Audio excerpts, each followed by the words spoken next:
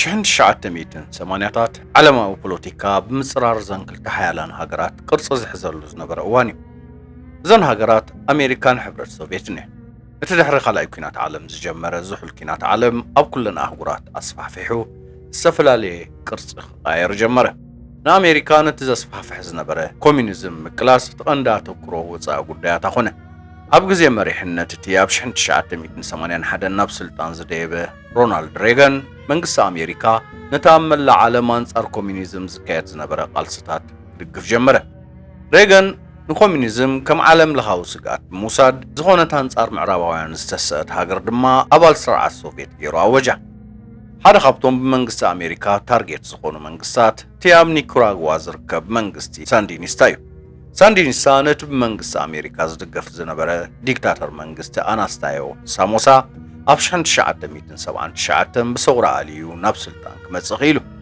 دحر ناب سلطان ممصو نتزنبرة سرعات عليو سوشياليزم بمتتاو مسكوان حبر السوفيتن زمدنا مسرته نا أمريكا زي حدش سقات ماخل أمريكا ينيرو أبشحن شعات ميتن سمانين حدن دما ريغان نتومان صار منقص سانديستا تسو جميروم زنبرو صار كومونيزم اعتقاد دقاف كوبا موسنة زوم اعتقاد نايك قدمو تهدراو سراويت سانديست زنبرو وميم انتقونا دقف أمريكان زوم عطوقات كجلة أزيو أكاتا عينيرو مغنياتو تزكايد وزن بورو تقاوموتات أزيو غونس آويت نمثل دق سبات زقهز أبلع لهزب خبيد متقعدتات نزفونو نبلا نريغان غن تقند علامة بلاتين أمريكا أنصار كومونيزم زكا ألكا مكلاس تراينيرو مثل دق سب قداي نبرا نسو نظام عطوقات محقاز أمني كواراغواز نبرا بوليتيكا وغرص بمتعراي كومونيزم كابدو باوي هيمسفير نمالايز زعلم ينيرو ازي اكل نايتي بدومينوز فلت بوليس وينو از بوليسي زغونه تاب تحت كومونيزم وي صلوا سوفيت ذاتو هاجر غوروا بتان خطلكم عقم اللوا خاب زبل امنات زختل بوليسي امريكان زوم كونتراست باهيلوم زفلطو عطقات وجله گنزباوي نواتاون كلا حجزاتن كتبركتلهم جمرت انت هنا از تغبارات اتزنبرو حقاونتن سنه مغبارن ترير عالم لخاو حطوتات كلا على الجمره دهر غزي از هوناتات ازيو اكاتا خونه بفلاي دما غوداي كونتراست اب كونغرس امريكا كبيت صدم فتر جمره امونغو شحن شعات ميتن سمانين كلتن شحن شعات ميتن سمانين اربعتن زنبره غزيات تا امونغو سانديستن كونتراستن زنبره غچت انداباسه مسمصه بزحات ابالات كونغرس زخونو ديمقراطس بزعبا طلقاتاونت امريكا بز غوداي حتى خلعلو جمر بزحات ابالات كونغرس امريكا نزخينات تدقف مهلاوا علم لخاو مسلا زبل المخانون نازيو مزحات حقتات مسل دق سبات ون تتحس مهلاوان بمغلاص تاوموتاتهم غلصو دحرنا ويح كتعاتن زرباتن ابشحن تشعات ميتن سمانين كلتن تزغبر زنبره فدرالاو حاجز بعلي دو كم زبل تغبره ازو سانه دحرتنا كونتراست ازيو چكان تغبارات كغاواح مجمارو ستوس دس قمت نبره وتم تقاوم تجوجله ابلع السيفيلاوان متقعدتات كوردون ببوليتيكاو مغنيات سبات كچوين جمر ازي بولاند امندمنت زبل مصاوع زفلت وسانه ناي ريغان بوليتيكا مغراصن امريكا ابلع نيكوراغواز نبرا بوليس وصا غدايات كم تغيرن زغبره هونه انت هونه غدان امريكا نتوم عطقات كجله خم حجاز دو يبلا انصارت بكونغرس توهاب غدا بمحرر ريغان نتام نيكوراغاز نبرو استراتيجيكاو علاماتات نخغدفو ايدو خبايكالن بزد ما نتزغبر زنبره دغف نمقصال مستيراو مدباوصه እዚ መደብ ዘይተፈቀደ ምዝዋር ወታደራዊ መሳርሒታት ናብ ታብቲ እዋን ኣብ ትሕቲ ጽኑዕ ዓለም ለኻዊ እገዳ ብምንባራ ኣጽዋር ብሕጋዊ መንገዲ ክትረክብ ትስገም ዝነበረት ኢራን ብሙሳድ ነቲ ካብ ዝሽያጥ ዝተረኸበ ገንዘብ ድማ ነቶም ዕጡቓት ጉጅለ ኣብ ምሕጋዝ ከም ዝውዕል ዝገብር ነበረ እዚ ስትራቴጂ ሓደ ካብቲ ኣብ ፖለቲካዊ ታሪክ ኣሜሪካ ዝዓበየ ውርደት ክኸውን ከኣለ ኣብቲ እዋን ኣሜሪካ ምስ ኢራን ዝኾነ ሕጋዊ ንግዲ ክትገብር ፍቑድ ብዘይምንባሩ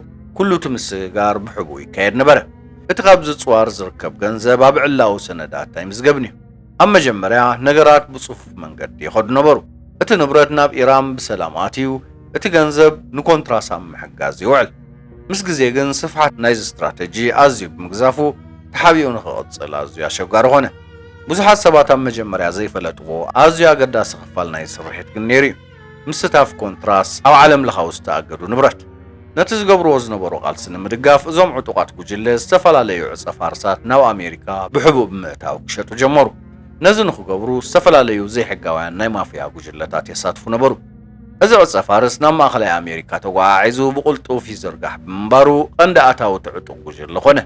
እዚ ቅርፀ ፋርሳት ብቁልጡፍ ናብ ድኻታት ዝበዝሕዎ ከተማታት ብፍላይ ድማ ሎስ አንጀለስ ብብዝሒ ክዝርጋሕ ብምጅማሩ ኣብ ሕብረተሰብ ኣፍሪቃውያን ኣሜሪካውያን ከበድቲ ጥዕናዊ ፀገማት ክፈጥር ጀመረ። ንኮንትራስ እዚ መስርሕ ጉዳይ ቀጻልነት እዩ። ብሰፊሕ ክርአ እንከሎ ግን ቀንዲ ፖለቲካዊ ውርደት ክኸውን ከኣለ። ምክንያቱ ኣሜሪካ ነዞም ዕጡቓት ባዕላ መዊላ ብምትስኣ ዓለም ለኻዊ ሽግር ጥራይ ዘይኮኑ ኮይኖም ንዓ እውን ቀንዲ ዘቤታዊ ሽግር ኮንዋ። ኣብ መፋርቕ 1980ታት ጉዳይ ምጥቃም ዝዕፀ ፋርስ ኣብ ኣሜሪካ ብፍላይ ድማ ኣብቲ ናይ ጸለምቲ ሕብረተሰብ ህፁፅ ኣድህቦ ዝደሊ ሃገራዊ ሽግር ኮነ። ምስ ግዜ ብዝተገብረ መርመራታት ኣሜሪካ ብዛዕባ እዚ ጉዳይ ትፈልጥ ጥራይ ዘይኮነትስ ብቐጥታ ኣብቲ ጉዳይ ኢድ ከም ዘለዋ እውን ተረጋገፀ። ዋላ ዝወረ ድሕሪ ምዝርግሑ ነቲ ዝነበራ ተሳትፎ ደው ከተብሎ ይከኣለትን። ብሓፈሻ እቲ ዝነበረ ስእሊ ረባሺ ነበረ። ኢራን ብሕቡእ መንገዲ ኣፅዋር ትሽምት፣ ዕጡቓት ኮንትራስ ኣንጻር ሳንድሊስ ምውግኦም ይቕፅሉ። ኣሜሪካ ብወገና ንሳዕቤን ናይታ ዓናዊዕ ፀፋርስን ሕብረተሰባዊ ምምቓልን ትሽገር። ሳዕቤን ናይዚ ስርሒት ኣዝዩ ዓናዊ እዩ። ናይ ኣሜሪካ ዓለም ለኻዊ ምስሊ ዝብልል ጥራይ ዘይኮነ ንዜጋታት ብፍላይ ድማ በዘይ ሕጋዊ ንግድን ዝትንከፉ ወገናት ዝሃሰየ ነይሩ። ጋሪ ዌብ ዝተባሃለ ጋዜጠኛ ሜርኩሪ ኒውስ ንሓደ ካብቶም ኣዝዮም ተባዓትን ብሰፊሕ ዝተዘርበሎም መርመራታት ኣብ 1996 መርሐ። ንሱ ሽርክነት ጸላም ማለት ዳርክ ኤልያንስ ዝብል ተኸታታሊ ሕታም ኣውፅአ። ንሱ እቶም ኣብ ኒካራጓ ዝርከቡ ኮንትራስ ዝተባሃሉ ዕጡቓት ጉጅለ በኣሜሪካ ይድገፉ ከም ዝነበሩን ነቲ ናብ ኣሜሪካ ኣትዩ ሕብረተሰብ ክዕኑ ዝኸኣለ ዘይሕጋዊ ዕፀ ፋርስ ዘከፋፍሉ ዝነበሩን ንሶም ምዃኖምን ብዝርዝር ገለጸ። ዌብ ብግምት ኣይኮነን ዝምራሕ ነይሩ። ብጸብጻባ ቀዳሞት ተሳተፍቲ እዚ ጉዳይ ብምርካብን ንመጽናዕትታቱ ዝጠቕሞ ኦሪጂናል ዳታታት ብምእካብን እዩ መርመሩ ኣካይዱ። ኣንሳብ ክሳብ ሕጂ ነዚ ቪድዮ ትሪእዎ እንተዳለኹም ፈጢሙ ኣለኹም ማለት እዩ። ብብዙሕ ጻዕሪ ብብዙሕ ድኻሚና መዓልታዊ ናባኹም ነቕርቦ ዘለና። ስለዚ እቶም ክሳብ ሕጂ ሳብስክራይብ ዘይገበርኩም ሳብስክራይብ ምግባር፣ ነዚ ቪድዮ ከዓ ላይክ ረሞ ጌርኩም ዶ ኣጽ እቲ ናይ መጀመርያ ርክበቱ ነታ መንጎቶም ነዚ ዘይሕጋዊ ንብረት ዘንቀሳቐሱ ዝነበሩ ጉጅለታት ማፍያን ኮንትራስን ዝነበረ ርክብ ምድህሳስ ነበረ። ዌብ እዞም ብኮንትራስ ዝመሓደሩ ዘይሕጋውያን ንብረት ከመኢሎም ናብ ሕቡራት መንግስታት ኣሜሪካ ይኣትዉ ከም ዝነበሩን ከመኢሎም ናብቲ ህዝባዊ ዕንወት ዝኾነ ቅርጾም ይሕዙ ከም ዝነበሩን ኣጽንዐ። ብተወሳኺ ኣብ መንጎቶም ቀጥታውያን ኣቕረብትን ናይ ኣሜሪካ መቓራሕትን ዝነበረ ዝምድና ኣጽንዐ። ዌብ ደጋጊሙ ከመኢሉ እዩ መንግስቲ ኣሜሪካ ብፍላይ ድማ CIA ነዚ እናረኣየ ብፍቓዱ ናብ ካልእ ኣንፈት ክጥምት ክኢሉ ዝብል ሕቶ እውን ኣልዓለ። ንሱ እዚ ክፋል ናይቲ ኣብ ኒካራጓ ዝነበረ ዕጡቕ ጉጅለ ንምድጋፍ ዝወፀ መደብ ከም ዝኾነ እዩ ዝምጉት። ዌብ ነቲ ሓቂ ጥራይ ኣይኮነን ኣውፂዎ። ነቶም ናይ ብሓቂ ተጣበቕቲ መሰል ደቂ ሰቢና ዝብሉ ወገናት ነቶም ብዘይፈልጥዎ መንገዲ ኣካል ናይዚ ዓለም ለኻዊ ናይ ስነ ሓሳብ ግጥም ዝኾኑ ዜጋታት መሰሎም ክሕለወሎም ጸቒጡ ገለጸ። ዌብ ነቲ ዝሓዞ ሓበሬታ ዝድግፍ ናይ ቃል ምስክርነታት እውን ኣከበ። እዚ ንገለ ካብቶም ምስቲ ናይ ምስግጋር መስርሕን ጉጅለ ኮንትራስን ቀጥታዊ ዝምድና ዝነበሮም ሰባት ዘጠቓልል እዩ። ብተወሳኺ ንCIA ምስ ናይ ወፃኢ ሳፕላየራት ዘራኽብ ሰነዳት ረኸበ። እንተኾነ ዝበዝሐ ካብ ርኽበታቱ ሙሉእ ብምሉእ ክረጋገፁ ዝኽእሉ ይነበሩ። እቲ ዝረኸቦ ቁሉዕ መርመራታት ምክያድ ጥራይ ክብጻሕ ዝኽእል ዕምቆት ነበሮ። ገለ ካብቲ ዝረኸቦ ዝነበረ ሰነዳት ኣዝዩ ዓሚቕ ምስጢር ዝሓዘለ ብምንባሩ ብዘይ ምትሕብባር ላዕለዎት ኣካላት ክፍታሕ ዝኽእል ኣይነበረን። አንቀጻት ዌብ ማዕበል ግብረ መልሲ ኣስዓበ። ንዋሽንግተን ፖስትን ኒውዮርክ ታይምስን ሓዊስካ ኣዝዮም ብዙሓት መራኸቢ ብዙሃን ብዛዕባ ሓቅነት ሓበሬቱ ብምጥርጣር ዘይተረጋገፀ ወረ ብከምዚ ዓይነት ኣጋንኖ ኣቕሪብካ ብምባል ወቐሶ። ገለ ወገናት ብዘይ ዝኾነ መርትዖ ገዚፍ ኮንስፒራንሲ ክሃንፅ ይፍትና ኣሎ በሉ። እንተኾነ እቲ ኣገዳሲ ክፋል ርኽበት ነታ ኣብ መንጎ መንግስቲ ኣሜሪካን CIAን ኣብዚ ጉዳይ ብዛዕባ ዝነበረ ዝምድናታቶም ነበረ። እዚ ርእስቲ ኣዝዩ ከቢድ ዝኾነ ክትዓትን ዝርርባትን ከልዕል ከኣለ። ዌብ ንብዙሓት ብዘሰንበደ ኣንፈት እዩ መፅዩ። ኣብቲ ዓሚቕ ሕብረተሰባዊ ጽልዋ ናይ ዘቕልውላው ብፍላይ ድማ ኣብ ምዝርጋሕ ዓናዊዕ ፀፋርሳ ተኪሩ ብምስማር እዚ ስራሓት ክሳብ ክንደይ ንሕብረተሰብ ይጎድእ ከም ዘሎ ኣረድእ። በዚ ዘቕረቦ ኩርናዕ መርመርኡ ፖለቲካዊ ንቕሓት ጥራይ ኣይኮነን ክህብ ኪኢሉ። እቲ ዝነበረ ናይ ወፃኢ ፖሊሲ ምስ ውሽጣዊ ቁጠባዊ ኣገዳስነት ተዋሂዱ ኣብ ኣሜሪካ ክሳብ ክንደይ ሕብረተሰባዊ ዕንወት ከምፅእ ከም ዝኽእል ንህዝቢ ከረድእ ከኣለ። ጋሪ ዌብ ጸብጻባቱ ናብ ህዝቢ ድሕሪ ምዝርግሑ ብፍላይ ድማ ካብ ኣፍሪቃውያን ኣሜሪካውያን ኮሚኒቲ ዓብ ህዝባዊ ማዕበል ተላዕለ። ጸብጻብ ዌብ ብዓለም ለኻውያን ማዕከናት ዜና ከይተረኣየ ኣይሓለፈን። ዓበይቲ መራኸቢ ብዙሃን ኣሜሪካ ብርኡይ ናይ ዌብ ጸብጻባት ክወቕስኦ ጀመራ። ኣብ ትሕቲ ከቢድ ጸቕጢ ዓበይቲ ማዕከናት ዜናን ፖለቲካውያን ኣካላትን መደበር ዜና ሳን ሆሴ ሜርኩሪ ኒውስ ብዕሊ ኢዱ ካብ መርመራታት ዌብ ሰሓበ። እዚ ንጌሪ ዌብ ከቢድ ነገር እዩ ነይሩ። ነቲ ዝገበሮ መጽናዕቲ ድሕሪ ምዝርግሑ ብኩሉ ወገናት ከቢድ ጸቕጢ ኣጋጢሞ። እቲ ነዊሕ ግዜ ዝሰራሓሉ መደበራት ዜና ካብቲ ናቱ ስራሓት ካብ ምዝርጋሕ ኢዱ ስሒቡ። እዚ ስጉምቲ ነቲ ኣብዛ መደበር ዝነበሮ ስራሕ ጥራይ ዘይኮነ ክሲሮስ ናይ ስራሕ ዕድላት እውን ክዓጽወሉ ኽኢሉ እዩ። ብዙሓት ካብቶም ቅድም ምስኡ ዝሰርሑ ዝነበሩ መሳርሕቱ ሕጂ ብዝከኣሎም መጠን ነቲ ምስኡ ዘለዎም ዝምድናታት ክቦት ክፈተኑ።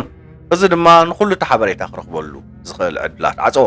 ከም ሓደ ከቢድ ስግኣት ክለዓል ጀመረ። እዚ ብሰንኪ ሕፅረት ዘቐረቦ ሓቂ ዘይኮነ ሓቅነት ናይቲ ዘለዓለዋ ርእስቲ ከምፅኦ ዝኽእል መዘዝ እዩ። እነብሱ ካብቲ ኩሉ ግዜ ከም ጻውዒቱ ዝወስዶ ዝነበረ ስርሑ ተፈልያ ረኸባ። እቲ ብቐጻሊ ካብ መራኸቢ ብዙሃንን ፖለቲካዊ ኣካላትን ዝመፅኦ ዝነበረ ጸቕጢ ንስርሑ ጥራይ ኣይኮነን ክዕንዎ ኽኢሉ ናብ ዓሚቕ ፖለቲካዊ ቕልውላው ከም ዝወደቖን ገይርዎ እዩ። ኣብ 2004 ድሕሪ ናይ ሓደ ዓመት ናይ ስምዒትን ስነ ኣእምራውን ነውፂ ጌሪ ዌብ ኣብ ርእሱ ክልተ ጠያይት ኣትይዎ ኣብ ገዝኡ ሞይቱ ተረኽበ። ዕላዊ መግለፂ ሞቱ ነብሰ ቐትለት ነበረ። እንተኾነ እቲ ዝነበሮ ኩነታት ዝተፈላለዩ ክልስ ሓሳባትን ክውንነታትን ከለዓዕል ክኢሉ እዩ። ድሕሪ ሞቱ ታሪኹ ናብ ኩሉ ክባጻሕ ብምኽኣሉ ዌብ ተፈላጥነት ክረክብ ጀመረ። ብፍላይ ድማ ድሕሪ ኣብ 2014 ዝወፀት ኪል ዘ መሰንጀር ትብል ፊልም ተዓዘብቲ ነቲ ኣብ ጆርናሊዝም ዝነበሮ ኣበርክቶ ምልስ ኢሎም ክርእይዎ ጀመሩ።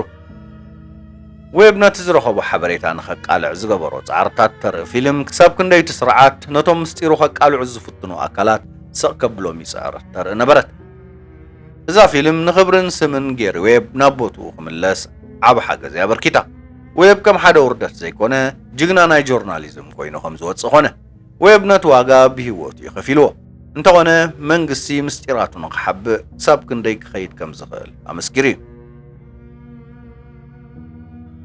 ክቡራት ተኸታተልቲ ቡፌሪ ንሎሚ ሒዘልኩም ቀሪበ ዝነበርኩ መደብ እዚ ተኸታተልኩም ወይ ነይሩ። ጽባሕ ብኻልእ ትሕሶ ረኸቢና ክሳብ ሽዑ ድማ ኣብ ዘለኹሞ ሰላም ጥዕና ቅሳነት እናተመነኹ ሰናበተኩም ቻው።